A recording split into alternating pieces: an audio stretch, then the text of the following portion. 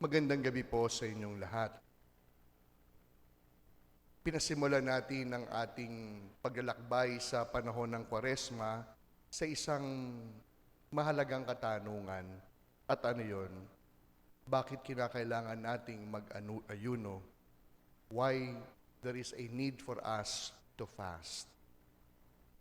Ang simbahan ay nagtatakda ng tanging panahon upang tayo ay makapag-ayuno. Ang pag-aayuno ay hindi isang suhol sa Diyos upang kalimutan o burahin ang ating nagawang pagkakasala. Gayun din naman ang pag-aayuno ay hindi binibigay ng Diyos na parang masokista at sadista, na parang gustong-gusto niyang nahihirapan tayo. Ang Diyos, ibinibigay ang pag-aayuno upang maging daan hindi ng paghihirap, kundi daan ng kabanalan.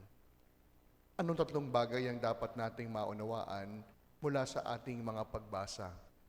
Una, ang pag-aayuno ay karanasan ng paglaya. It is an experience of liberation. Bakit?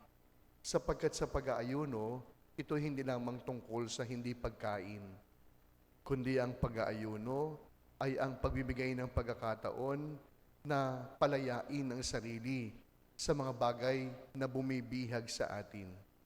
Dahil sa pamamagitan ng pag-aayuno, hihindi tayo sa ating sarili.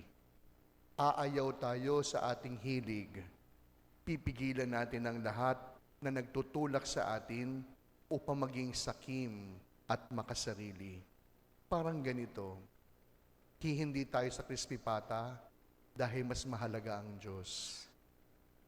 Hihindi tayo sa Facebook dahil mas mahalaga ang pananalangin. Kaya kung ating titingnan ang pag-aayuno o fasting, ito hindi lamang tungkol sa ating sarili. Ito hindi lamang simpleng kung ano ang siyang ating tatanggalin, kundi ito'y tungkol sa pag-unlad sa buhay kabanalan.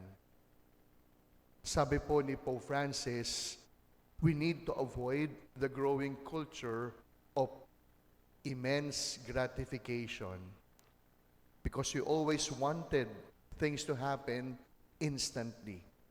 And because of this, we become impatient. Pansinin ninyo, sa sobrang dami ng mga instant ngayon, ayaw natin ng mabagal. Hindi na tayo marunong maghintay. And sacrifice is no longer part of our vocabulary. Kaya ang panahon po ng Kwaresma ay panahon din ng pagtigil. Panahon ng pag-aayuno. Panahon ng paghindi. Nang sa gayon, lumago tayo sa pagbibigay ng oo sa Diyos. Pangalawa, ang pag-aayuno umuuwi sa pagkiisa sa mga kapwang walang makain. May mga taong kahit hindi nila piliing mag-ayuno, wala talaga silang pagkain. May mga taong sapilitan ang pag-aayuno dahil sa matinding kahirapan ng kanilang buhay. Parang ganito, tayo mag-aayuno dahil Kwaresma.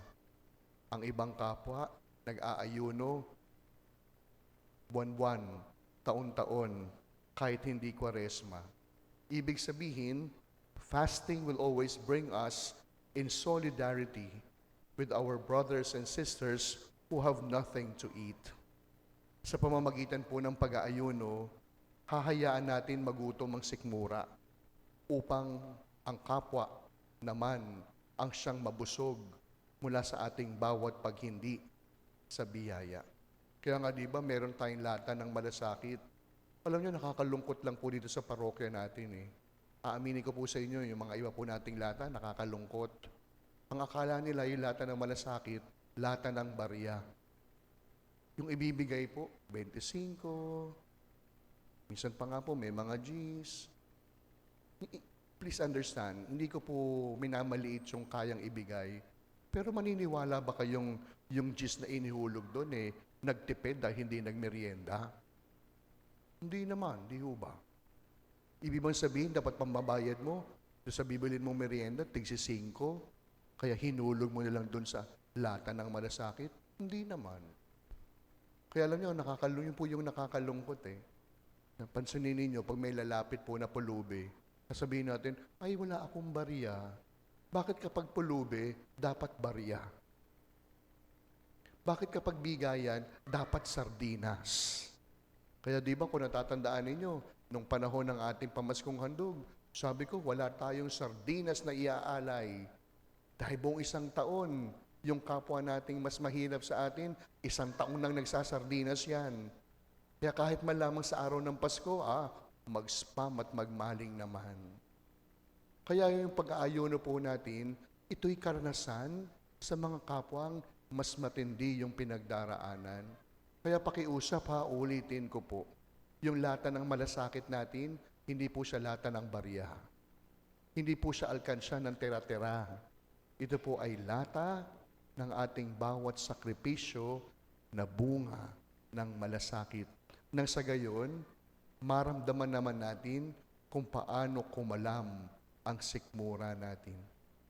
Pangatlo, ang pag-aayuno ay ang pagbibigay ng espasyo sa Diyos. Because fasting is always making a space for God. Bakit?